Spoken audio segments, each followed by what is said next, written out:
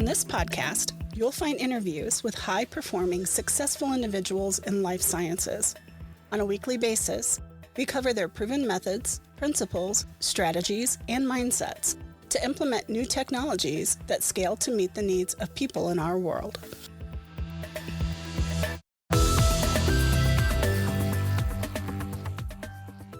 Welcome to the Life Science Success Podcast. For those of you who don't know me, my name is Don, and I'm a consultant in life sciences. And this morning, I'm very excited to get into an interview with Dr. David Burkus. But before we do that, I just wanted to also quickly mention that as a part of my consulting practice, we cut across the pharmaceutical, medical device, and biotech industries, helping companies increase their capacity by providing the needed clarity in strategy, people, process, and technology. So with that, let me just talk about my guest here for a second. So in this episode of Life Science Success, I'm interviewing one of the world's leading business thinkers, Dr. David Burkus. Forward-thinking ideas and best-selling books are helping leaders be their best team ever. And so thank you for being on, David. Oh, thank you so much for having me.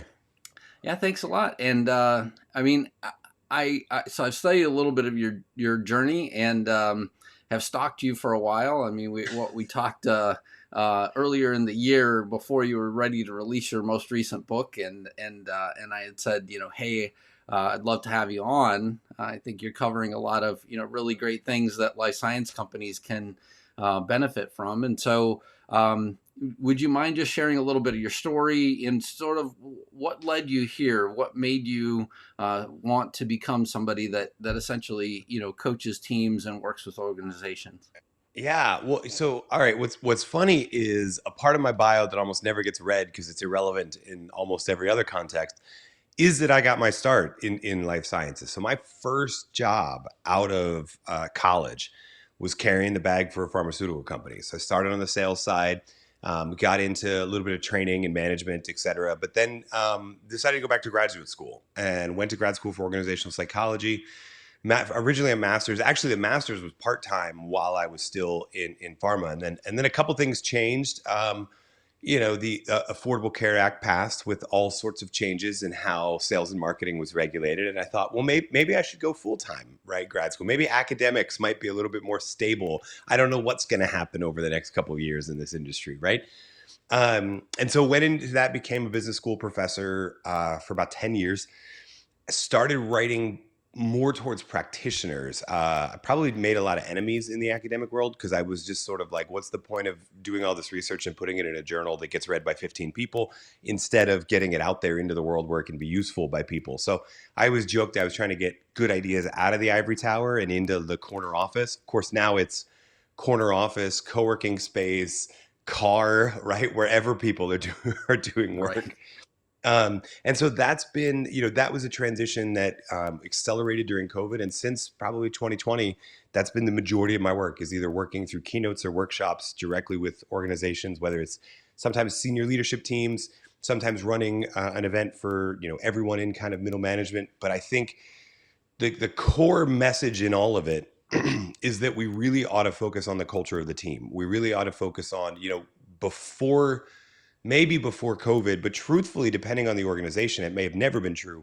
We used to think of engagement and capacity and all of those sort of things as built at a company-wide level. And there's some things you can do at a company-wide level, but really it comes down to every person who's in charge of a team taking responsibility for the culture of their team. That's going to affect performance a whole lot more. And so that's been the message that I've been like banging the drum on forever. And I think the one that got you and I connected as well. Yeah. Yeah, it's interesting to me. So, I've been a follower of Dorie Clark for a while, and along with that, then I believe that she did a podcast with you a while back as well, and then after that, I started actually seeing more of those YouTube shorts that you do. So you have a series of leadership YouTube shorts that I've enjoyed quite a bit. I mean, because I feel like you hit great topics in 60 seconds or less. And so oftentimes, in between calls, I've got 60 seconds as well. And so, occasionally I'll pop, one or two of those up as well.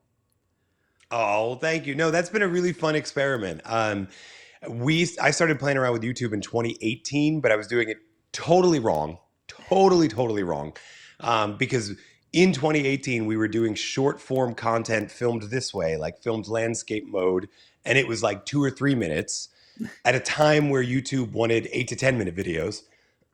Then we pivoted to 8 to 10 minute videos, and like 6 months later, they came up with shorts, which is essentially their ripoff of TikTok and Instagram and what have you. But we finally caught up to what they were doing, and the response actually has been kind of awesome. I really think, I think about this from sort of a training and development standpoint a lot of times.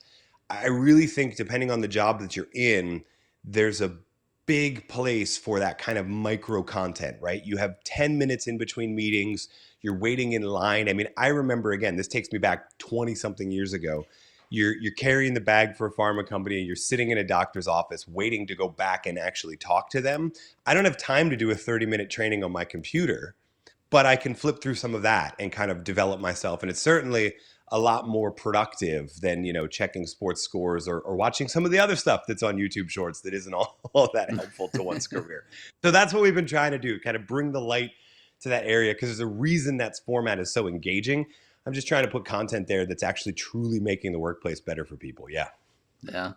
And then let's talk for a minute about your books, right? So you have 4 books, is that correct? 5, depending on how you count, but yeah, Okay. yeah, we did a project with Audible just before the pandemic that was a pure audio only play. But yeah. All right. So I have Friend of a Friend. What is that book about? So that's a book on networks and networking, right? So there's a couple different ideas in that book. The biggest one is that most people take other people's advice on networking and making connections, and as a result, they usually feel sleazy and inauthentic, right? Like people will tell you, oh yeah, I just, in the conversation, I say people's names 3 times and that helps me remember. And then you go try that and you're like, this is really weird and awkward. Well, no wonder, because you're not me and you can't take my advice. You'd be pretending to be someone. So maybe we should zoom out and look about what's universally true of networks and how networks are formed and connect and what have you. And so in that, we outline kind of 10 principles from the world of network science. The biggest one is that sort of friend of a friend principle, the phenomenon of 6 degrees of separation, or 6 degrees of Kevin Bacon, depending on where you learned it, really actually is a true verified thing. The whole world is connected by about 5 or 6 introductions. Now, I'm not actually interested in that. What I am interested in is just the math.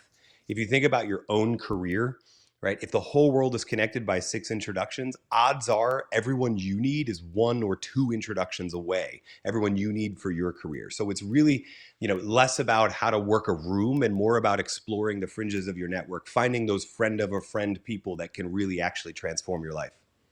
That's amazing. And there's so much there that I could dive into as well. And I feel like, so one of the platforms obviously that we're, live streaming this to is LinkedIn.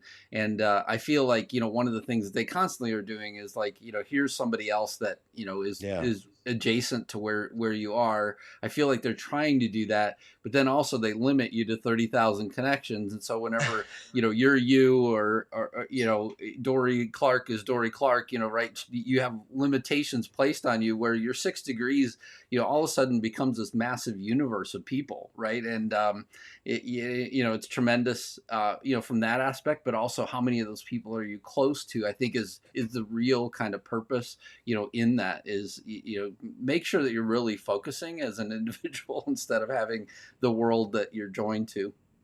Well, and the other thing I would say is that we in the book we talk about what I jokingly call LinkedIn stalking, right? Which is where you'll try and, hey, I want to get connected to Procter and Gamble, and so you'll type that into LinkedIn and you'll see, Don Davis is 1 degree separation away from these 2 people. Let me go beg Don for an introduction. Like, well, you might not actually know those people. I'm connected to lots of people I don't actually know who just like my work, right?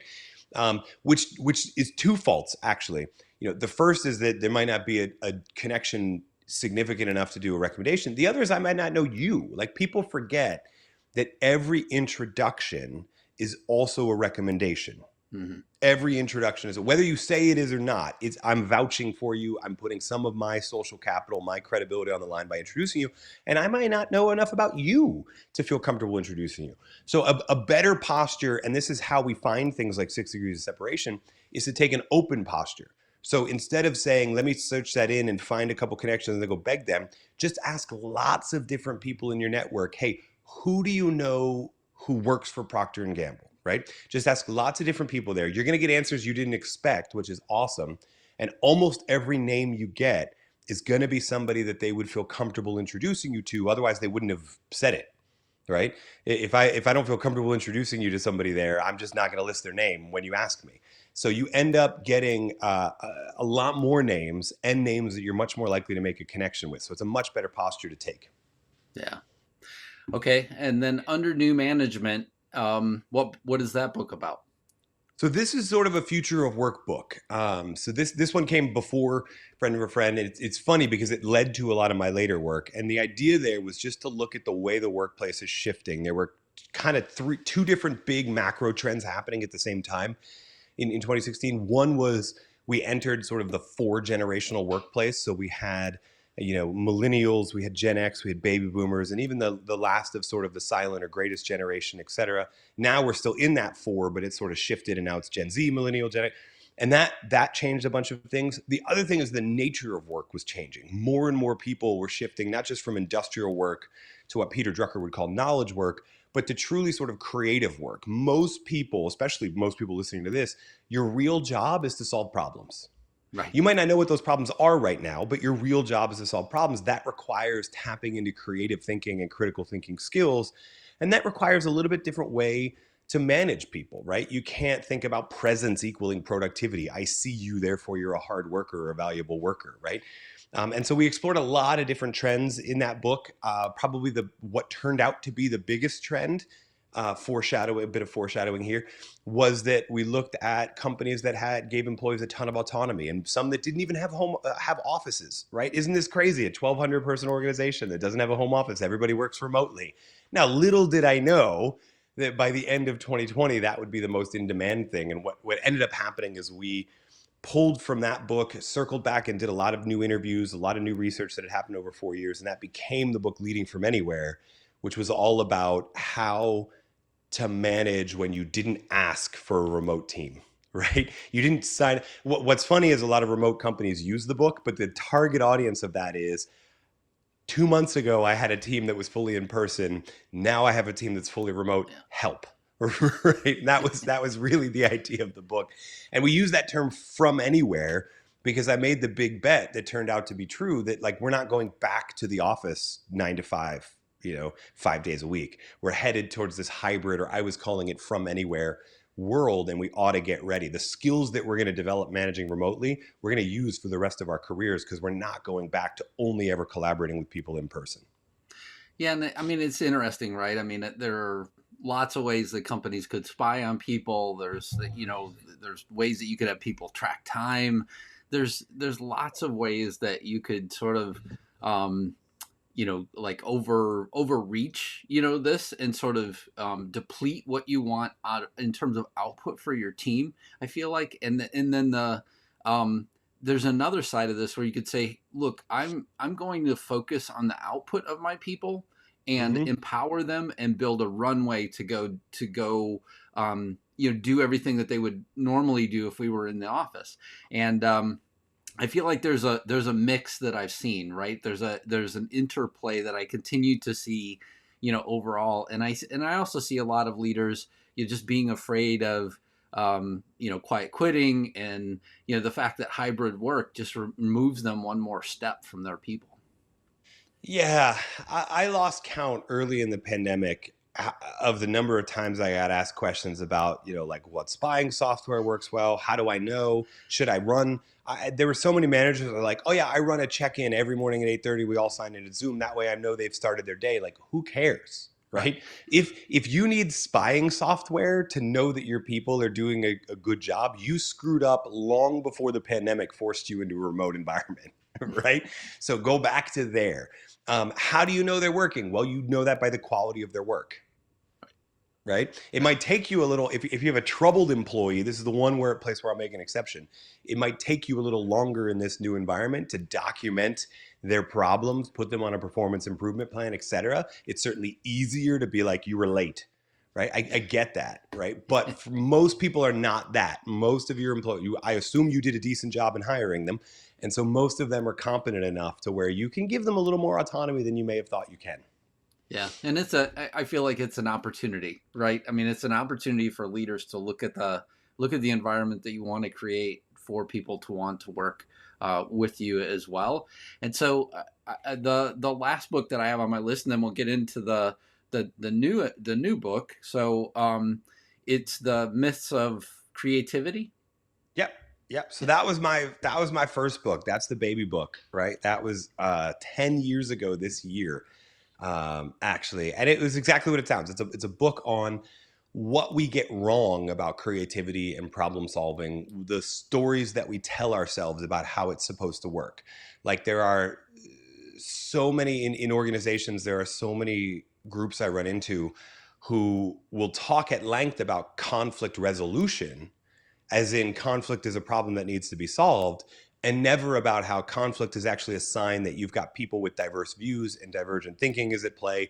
And if you do it well and keep it task focused, you'll end up with better solutions than if you just try and resolve that conflict, right? So the book kind of explores 10 different myths or misconceptions around creativity and what the actual research says on how it's supposed to work in teams.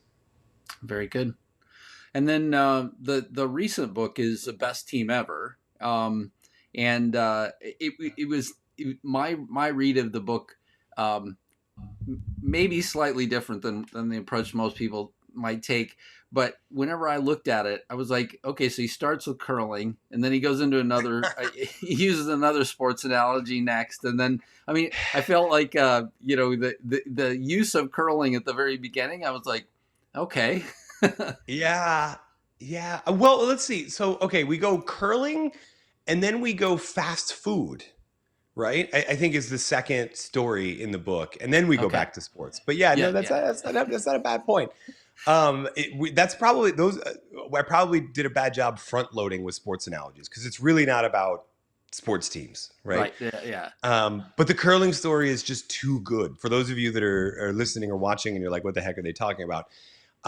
Essentially, in the Winter Olympics in USA, until this one group of people had a terrible track record in curling. So much so that they decided to invest a ton of money and create this sort of high performance program. And all of their previous players who had tried and failed to have medal or have any success in curling were not invited to the program. But that didn't sit well with those exact players. And so they started training themselves. They adopted this moniker of like Team Reject. We've been rejected from USA Curling. And yet, when they started to do that and they started to train each other, they ended up winning more, and they eventually ended up beating all of the hand-picked teams that USA Curling put together. They ended up going to the Olympics, and of course now everybody is bracing for failure because they're the same people that failed last time. How could we possibly bring them back, right? And yet they won. They won the Team USA's first gold medal in curling. More importantly, the first gold medal that didn't go to Sweden or Canada. So there's a win there too. And the reason we tell the story is not just that it's kind of cool, right? That this whole group under Team Reject and what have you. It's that USA Curling's problem is kind of every leader's problem, which is how do I identify the right talent? How do I put them on a team?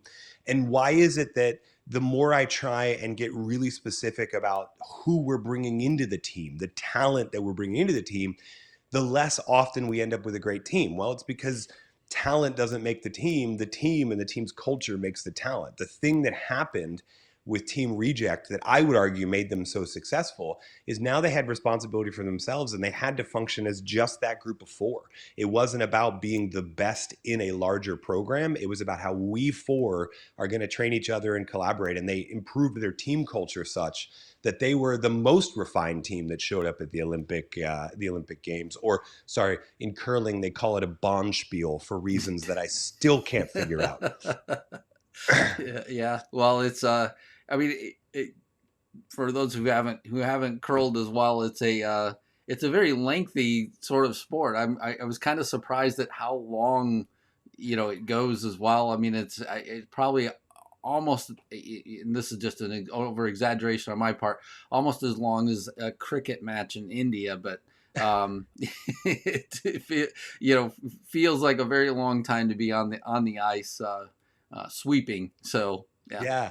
And it requires, when I was doing the research on this, it requires far more flexibility than you would think. There are not a lot of like, John Schuster was like 38, 40 years old when he won the Olympic. There are not a lot of 40-year-olds that can squat and contort themselves into the position you need to actually slide that stone. So anybody that watches it and thinks it's not a real sport, like, no, it's actually, it's not just sweeping. It's actually pretty Yeah, difficult. right. Yeah. Yeah, I completely agree with that. The a lot of the people that are listening, right? We probably have some people that are in newer organizations where they're just forming, kind of their first team beyond friends, right? So the way I see a lot of organizations come together is, let's say the founder has an idea, or pulls out intellectual property out of a university or some other place that they've sort of associated themselves with.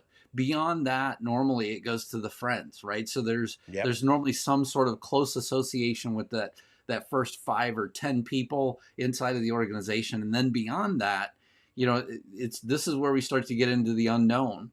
Yeah. And then you have the other side of things as well, where we have people inside of larger organizations that certainly watch and listen to these. And so I wanted to just talk a little bit about, is there a point either in a newer organization or even an established organization where you feel like teams are really formed best, and just to touch on that a little bit.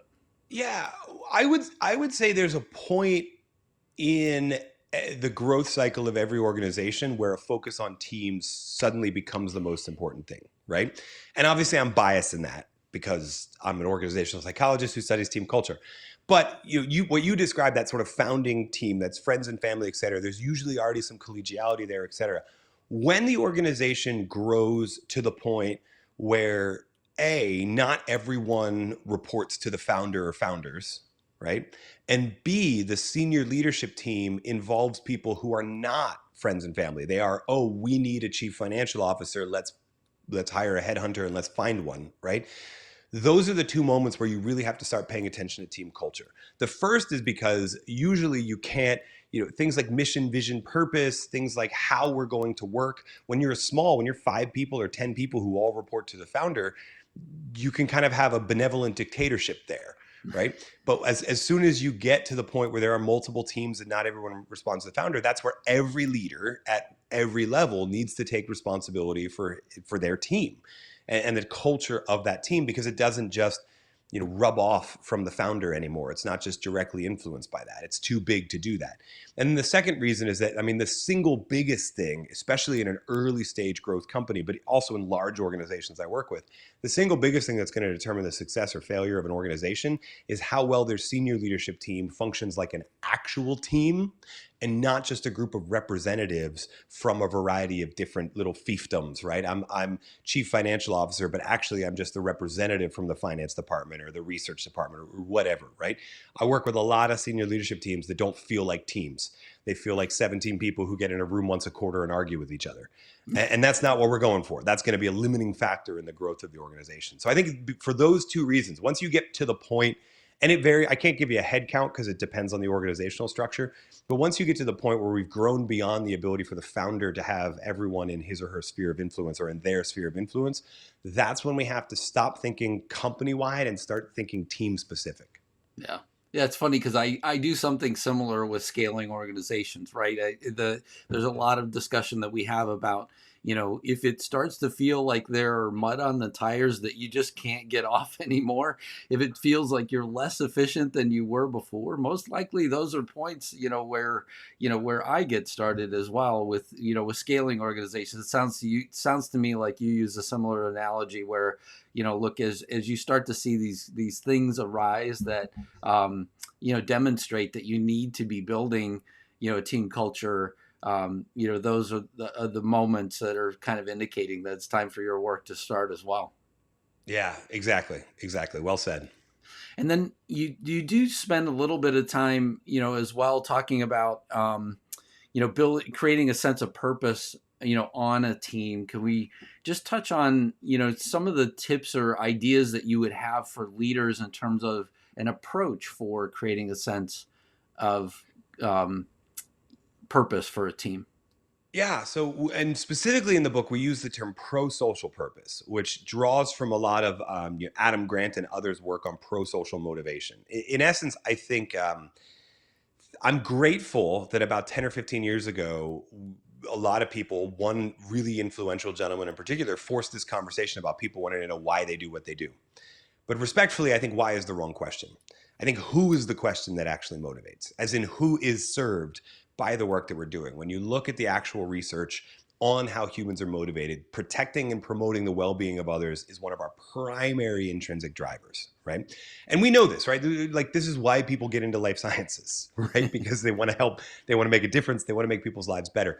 The challenge is, again, when you're in that growth mode, and you're especially if you're removed from the end beneficiary, if you're just doing research in a lab somewhere and or you're just running in the home office, you're not interacting with patients or doctors or what have you, it becomes really hard to see the direct beneficiaries of your work. And so smart and savvy organizations will put systems in place to tell those stories on a regular basis. Whether it's, one of the examples we talk about in the book is Medtronic, that for a long time would have their holiday parties where they would invite people with devices implanted in them, right, pacemakers and what have you, to come in and actually talk about their life post-operation, post-device, et cetera. So people who didn't normally get to see that got to interact with those direct beneficiaries of their work. And that does two things. Not only does it enhance sort of personal intrinsic motivation, but when you look at the research, we also see an increase in what nerds like me call organizational citizenship behaviors, which is a fancy way of saying the times people put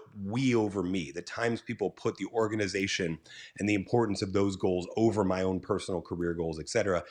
In other words, the times where people focus in on teamwork. Very good. You also have a pod. Now I'm the one that has the morning voice. You also have a podcast called David Burkus Presents. One of the recent episodes, you covered how to make your employees feel respected. Have you seen a shift in employees feeling respected with hybrid work? Yeah. I feel like every week I have a conversation with a different organization that says, hey, we've finalized our hybrid strategy. We want people in the office 2 days a week, or we're going to stay remote, whatever it is. But our people still report really high levels of disengagement and feeling disconnected, and no surprise, right? Humans are social creatures. Now, that doesn't mean everybody has to go back to the office. Obviously, I have a whole book on why that doesn't need to happen.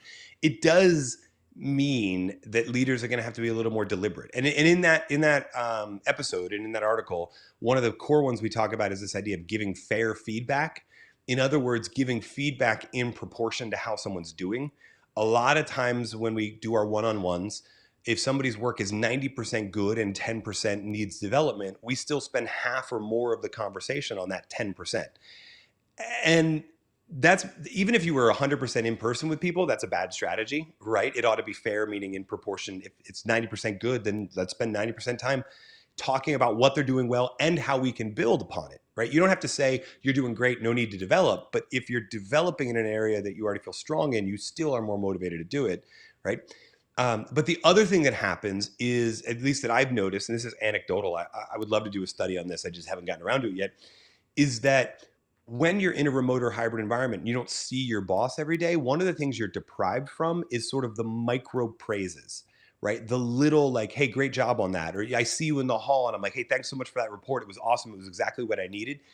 You bank those, right? As an individual, you are thinking about how often you've gotten that. And so if you're not getting any of those because no one's being deliberate about it, because they weren't deliberate before, they were just seeing you serendipitously, and then you do your deliberate one-on-one and it's in disproportion to how you're doing, you can have a lot of people who end up feeling they're doing a terrible job and their contribution isn't actually respected, when it is. When you actually do legitimately love the work that you're doing, it's just because where you used to rely on accidental praise, right, or serendipitous praise, you're not being deliberate about it anymore, so that when it comes time to give people the constructive feedback, they're less receptive to it because they feel attacked. They feel like you're not actually getting an accurate picture, right? And this is, by the way, every person that's listening to this can probably think of a one-on-one they've had in the last year, or an annual performance review they've had in the last year where they're like, yeah, exactly. So, the big thing there is not only giving fair feedback, but making sure you're deliberate about those little micro praises. Set reminders in your phone if you have to, because people really do bank those, and those stretch a long way. And when it comes time to give people that constructive feedback, it's way better received when they know that, okay, Don actually values my work. Just yesterday, he was telling me great job on this. So I really do need to take this feedback to heart. Yeah, and you just kind of, spurred a thought as well in me that there's a level of just, I feel like leadership education that needs to happen, as well, in terms of, specifically that topic, right? How do you continually find the positive, that's going on in your organization with your people, specifically to find those opportunities as well, and genuinely, acknowledge them versus, sort of, people also would very well know if you're, not genuine with it either. And that would probably have a very negative effect as well. Yeah. Yeah, no, I agree. It starts with just making that collection, right? That'd be my biggest piece of advice in terms of training, is just figure out what system works well for you to collect those moments, and then make sure you're ready to share them at any given point. Very good. And then I've added a question recently to podcast episodes, just because I really appreciate all the time that I get with each one of the leaders who are on my podcast. And one of the things that I really would love to know from you is, what is some of the greatest leadership advice that you've ever received? Oh, wow. Okay. Well, the one that popped into my head right off the bat, so maybe that's the greatest, or maybe it's just the most salient, is from Alan Mulally. We talk about Alan in the book in Best Team Ever. Alan's turnaround of Ford Motor Company and getting a senior leadership team to actually work like a team is tremendous. Everybody should buy Best Team Ever just for that. Or if you're not sold on Best Team Ever, there's a whole book called American Icon, which is a journalist, like a 250-page telling of the whole turnaround of Ford. It's a phenomenal leadership case study. Anyway, one of the things Alan says all of the time when he's thinking about his interactions with people and interactions with teams, et cetera, is this: it's nice to be important, but it's important to be nice. Right. And one of the things, he knew coming into Ford, you had this Detroit toxic competitive culture going on where everybody was looking to be the most important person in the room, to shove other people down so they could climb up and get a promotion, et cetera. And that was one of the things he had to change almost immediately, because you can't confront the brutal facts. You can't actually talk about, here's the situation we're in and how are we going to get out of it, if everybody's just posturing for position. And that came to a head. I mean, there were people that he had to essentially fire. Alan is this nice, like, Kansas farm boy in demeanor and personality, right? So he would never say fire. But there were several instances where he would talk about, somebody would make a joke at someone else's expense consistently, right? Or put another member of the team down consistently. And he'd pull them aside and he'd go, hey, we don't do that on this team. We need to get people to feel psychologically safe. We need to get people to feel like they can actually express where they're struggling so we can help them. And you acting like that doesn't help me. So you need to make a choice on whether or not you want to make a change. And then this is the funny part about Alan. Alan will always say, and whatever you decide, it's okay. Which is a confusing statement at first, because you're like, wait, it's okay if I decide not to make a change? No. If you don't make the change, then you're no longer the chief marketing officer at Ford. But that's okay. I still love you, right? I'll support your decision. I'll help you find a new job, et cetera. But if you're going to stay and you're going to be a member of this team, you need to do that. So it's nice to be important, but it's far more important to be nice to the people on your team, because you're going to need them to admit where they're failing. If they don't trust you to do that, you're not going to get the truth from them, and you're not going to end up solving the right problems, and you're not going to end up turning the organization around anyway. Yeah. Yeah. And I mean, so many of us, have an organization bigger than one. So, it's if your organization's bigger than one, you're counting on people, you're counting on teams. It's a reflection of the fact that you just need, to be nice so that people will, more or less want to help you at the end of the day. Yeah. So there are 3 questions that I like to ask every guest. What inspires you? Inspires me is an interesting question. The reason I go to work, I wouldn't say the reason I wake up. The reason I wake up is usually because an 11-year-old and a 9-year-old has climbed into my room and demanded breakfast. But the reason I go to work every day is I'm inspired to make work not suck. That's a line I sort of poached from the world of organizational psychology. I know Adam Grant and a few others of us say it all the time, but that's truthfully what we study in org behaviors. How to make work is so central to our lives that it's too important to be terrible.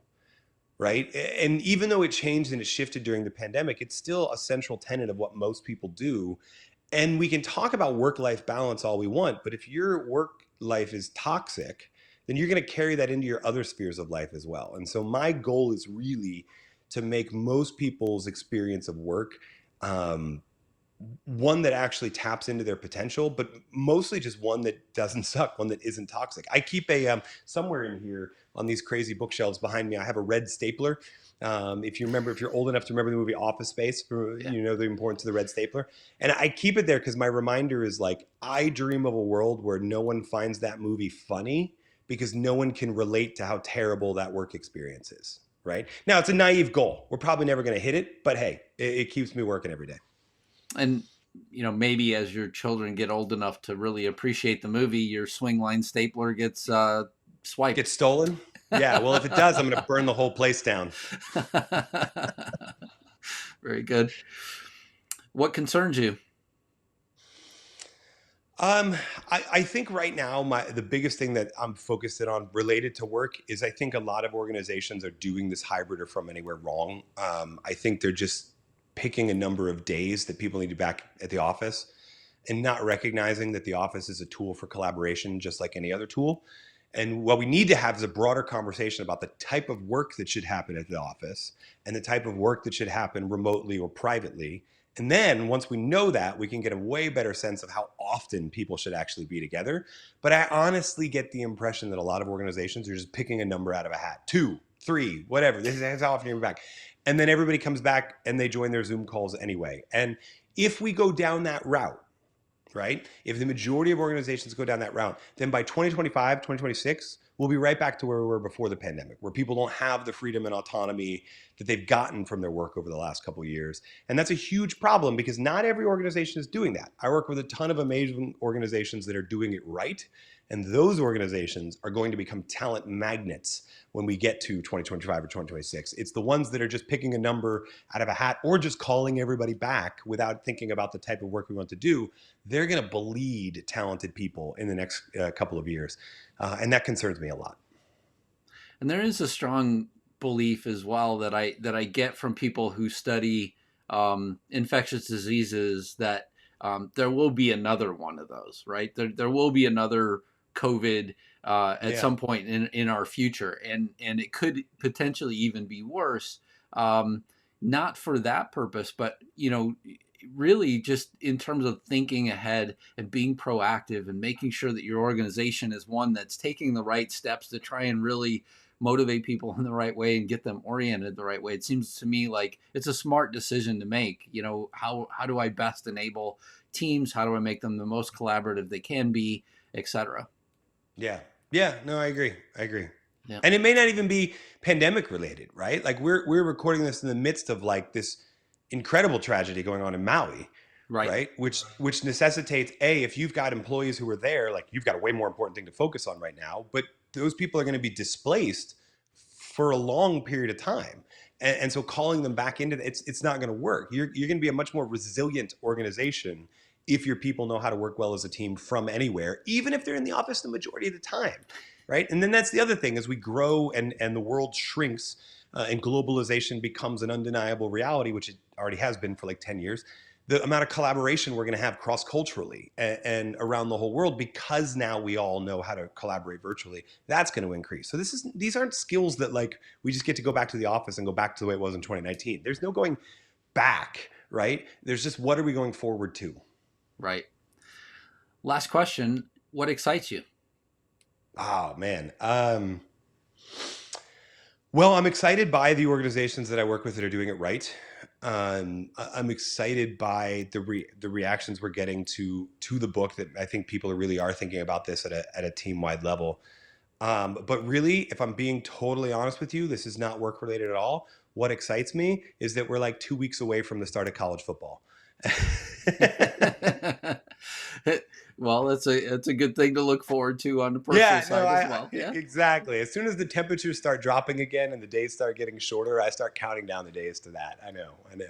Oh, really nice. So, why don't you tell the people a little bit about where they can find your book? How they might be able to get a copy. Yeah, I mean, the easiest thing to do, I'm really blessed. Unlike Don Davis, David Burkus is a very rare name. And so if you type it into Google, you will find me, right? That'll take you to davidburkus.com, our website, where you can find out more about all of this sort of stuff. You could type it in Amazon and you'll find all of the books, et cetera. But that's probably the easiest place to go. And then again, type it into YouTube or LinkedIn or wherever, and you'll find those short videos that Don and I were talking about earlier. I think I know you're going to love them because so many people already do, which is really awesome to see. I'm blown away by the response that we're getting on a lot of them. And so we'll keep doing them. Yeah. And I would also recommend, people really take the time to go visit your website, primarily because not only do you have, a lot of these things, available for people that are looking for them, you also have a course there, I noticed as well. Yeah. So Build Your Best Team Ever. It sort of grew right out of the book itself, but it's actually a combination of the videos we were talking about and the book itself, right? So a book is great, but not everyone's going to sit down and read a 40,000 word book or listen to me read it to them or what have you. So the idea with Build Your Best Team Ever is it's just the actions. So it's not the stories. You won't learn anything about curling. But it's just the research and then the actions. There's 34 modules. Each is less than 3 minutes long. And each module is here's an activity you could do with your team. If you're struggling with this, try this activity. If you're struggling with this, try this one. And so I can't promise you all 34 are going to be amazing, but I can promise you that in 34, you're going to find one that is worth the money. Very good. Well, Dr. David Burkus, thank you so much for being on the Life Science Success Podcast. I greatly appreciated our time together. And I look forward to more people talking about the best team ever and hopefully go out and get a copy of the book. Yeah, no, thank you so much for having me. Thank you for listening to Life Science Success. For complete details about this podcast, including show notes, how to get in touch with guests, and more episodes, please visit www.lifesciencesuccess.com. If there's someone you'd like for us to invite to the show as a guest, please let me know by sending me a message at the podcast website. Please click subscribe on your favorite podcast app, share the podcast, or tell a friend about it. And last but not least, rate the podcast. Thank you again.